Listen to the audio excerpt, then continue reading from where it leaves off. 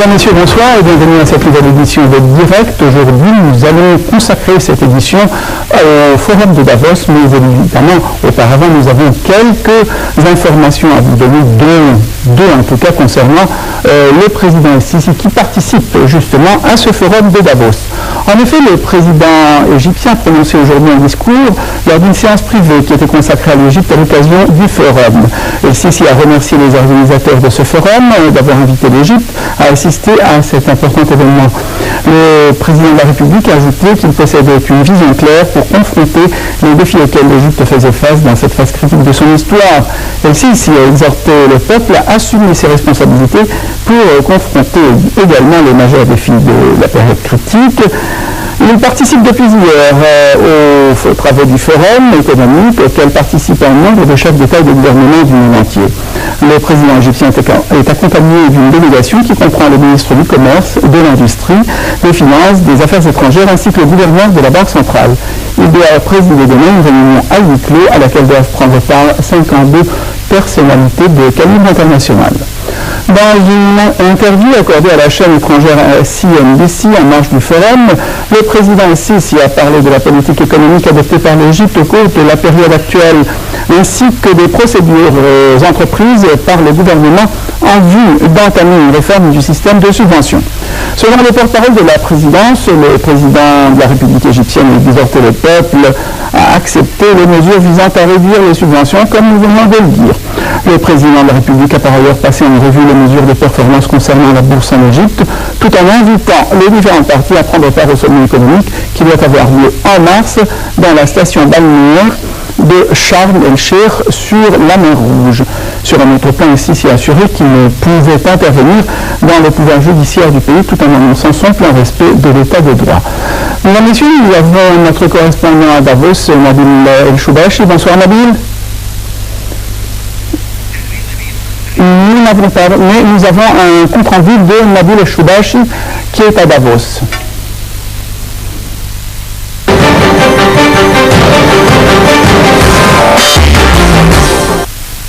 Le Forum économique mondial qui se tient à Davos fête cette année sa 45e édition. Cette année, les discussions du Forum seront orientées sur la gestion des crises et la sécurité, redonner confiance et stabilité dans un contexte mondial devenu multiple et complexe. Tel est le défi que lance ce 45e Forum économique mondial aux plus de 2500 chefs d'État, ministres, économistes et patrons qui se croiseront. Le président Abdel Fattah el-Sisi côtoiera dans ce forum le secrétaire d'État américain John Kerry, le président français François Hollande, la chancelière allemande Angela Merkel, le premier ministre irakien Haider al-Abadi ou le nouveau président tunisien Beji Saïd el-Sebsi. Le chef de l'État égyptien a exposé ce jeudi à 40 chefs d'État et de gouvernement l'agenda des réformes économiques et des grands chantiers prévus en Égypte. Le président mettra aussi l'accent lors d'une séance spéciale sur la vision de l'Égypte vis-à-vis des derniers développements politiques et économiques dans la région. Davos sera aussi l'occasion pour le président El-Sisi de rencontrer des chefs d'État et de gouvernement et de les convier à la conférence économique qui doit se tenir à Sharm el-Sheikh durant le mois de mars. Le forum accordera également une large place aux grands thèmes économiques habituels comme la croissance et le commerce mondial. Outre les défis d'ordre géopolitique et économique, la santé et la lutte contre les pandémies seront également des thèmes majeurs de ce forum cette année. C'est donc ici Davos, une station de ski en plein dans les Alpes suisses que le président Abdel Fattah el-Sisi a exposé l'avenir et le futur de l'Égypte devant un parterre de grands dirigeants du monde. C'était Nabil El-Choubachi à Davos pour Nal TV International.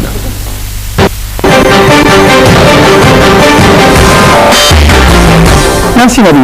Retour en Égypte où un tribunal a ordonné aujourd'hui la remise en liberté des deux fils de l'ex-président Hosni Moubarak en attendant leur nouveau jugement dans une affaire de corruption, à savoir le procès des palais présidentiels. Leur avocat Farid Dib a indiqué qu'Alaa et Gamal Moubarak pourraient quitter la prison car ils ont effectué la période maximale de détention provisoire. Les deux fils doivent être jugés de nouveau avec leur père, l'ex-président renversé en 2011 par la révolte populaire, et ceci pour le détournement de plus de 10 millions d'euros d'argent public alloué à l'entretien des palais présidentiels. Dans cette affaire, les deux fils avaient écopé de 4 ans de prison à un mai, tandis que Moubarak avait été condamné à 3 ans de réclusion. Mais après un appel interjeté par les avocats de la famille, la Cour de cassation a annulé le 13 janvier ce verdict et ordonné un nouveau procès. Quittons l'Égypte nous ne la quitterons pas puisqu'il s'agit du Caire aussi, mais des affaires syriennes. En effet, représentants et membres de l'opposition syrienne ont entamé aujourd'hui au Caire des discussions pour trouver une position commune concernant la participation à des pourparlers avec le régime du président Bachar el-Assad prévu à Moscou fin janvier. Le président syrien avait affirmé à la mi-janvier que la lutte contre le terrorisme devait rester la priorité de la réunion de Moscou. Cette fois-ci, nous quittons carrément l'Égypte. La coalition contre le groupe terroriste Daesh doit se réunir aujourd'hui à Londres pour faire le point de ses opérations en Irak et en Syrie, évoquer la menace des djihadistes étrangers ravivée après les récents attentats en France.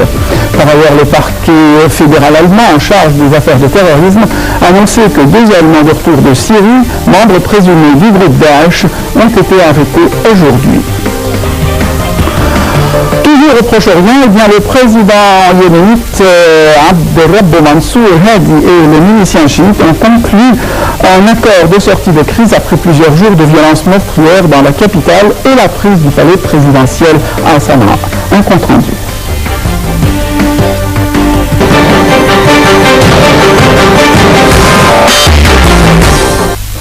Le président du Yémen, Abdelrabbo Mansour Hadi, et les miliciens chiites ont conclu mercredi un accord de sortie de crise après plusieurs jours de violences meurtrières dans la capitale et la prise du palais présidentiel.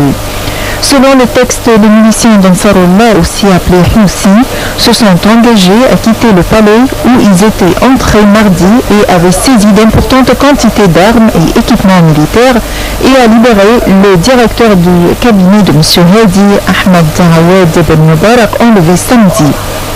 En échange, le projet de constitution auquel ils sont opposés pourra être amendé et les Houthis, ainsi que le mouvement sudiste pacifique et toutes les autres factions politiques privées de représentation équitable dans les institutions de l'État auront le droit d'être nommés dans ces institutions. Le président et les miliciens se sont également mis d'accord pour normaliser la situation à Sanaa, où au moins 35 personnes sont mortes et 94 ont été blessées entre lundi et mardi. Le texte appelle aussi les employés à reprendre le travail et les écoles à rouvrir. Ces mesures doivent être mises en place immédiatement. Le secrétaire d'État américain John Kerry a immédiatement réagi, déclarant que M. Hadi allait accepter la plupart des revendications des Houthis. Les États-Unis avaient appelé mercredi à une résolution pacifique du conflit au Yémen qu'ils considèrent comme un pays clé de la lutte, notamment à l'aide de drones contre Al-Qaïda dans la péninsule arabique Aqba. Le Conseil de sécurité de l'ONU avait aussi fustigé le coup de force des Houthis et apporté son soutien à M. Hadi, tout comme le Conseil de coopération du Golfe, le CGG, qui regroupe les monarchies arabes voisines du Yémen. À Aden, la grande ville du sud, l'aéroport et le port ont été fermés sur décision du comité de la province pour protester contre les atteintes au symbole de la souveraineté nationale qui est le président Hadi. Cette réaction met de nouveau en lumière les profondes divisions entre le nord, fief des chiites, et le sud du Yémen, qui se sont fréquemment opposés par les armes dans le passé.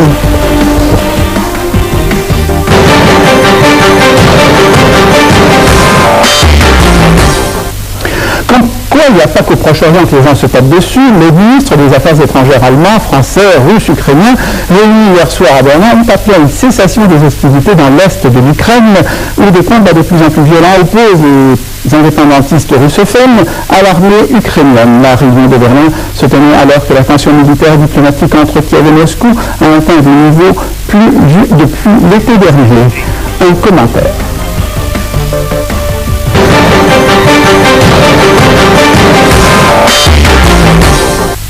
Les ministres des Affaires étrangères, allemands, français, russes et ukrainiens, réunis mercredi soir à Berlin, ont appelé à une cessation des hostilités dans l'est de l'Ukraine, où des combats de plus en plus violents opposent les séparatistes pro-russes à l'armée régulière.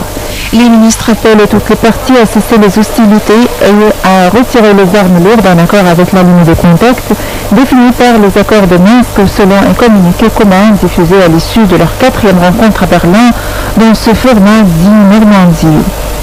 Je ne vais pas vous dire que nous avons effectué ici la percée décisive, mais je pense qu'il y a eu aujourd'hui des progrès perceptibles dans les négociations pour une désescalade de la crise ukrainienne, a affirmé le chef de la diplomatie allemande après plus de 3 heures de discussion. Nous nous sommes mis d'accord sur la ligne de contact, a-t-il assuré, tout en reconnaissant qu'il fallait désormais attendre de voir si ces paroles seraient suivies de conséquences sur le terrain. Il a dit notamment espérer que la Russie utilise son influence sur les séparatistes ukrainiens.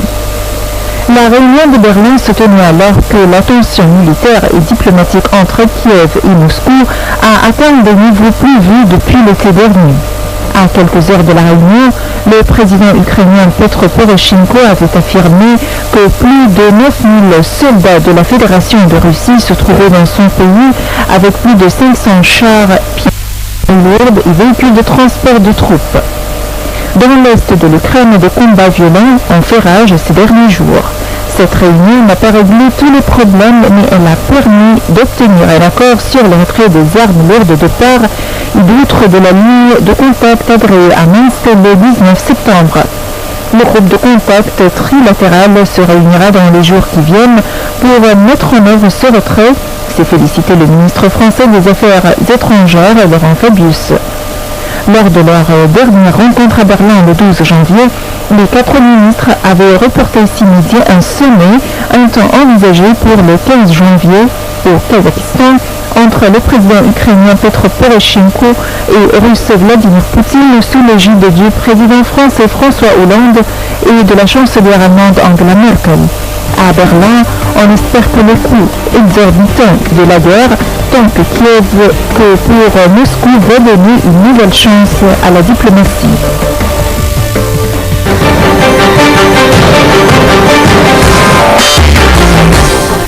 Nous avons commencé cette partie par Davos et bien nous terminerons notre première partie de l'édition de ce soir avec Davos aussi, où la géopolitique est de retour. En effet, les leaders du monde entier réunis à Davos avaient tous en tête les crises internationales.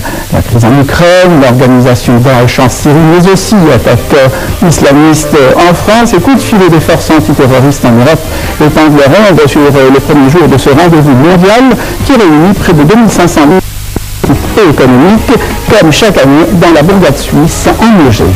Un compte rendu.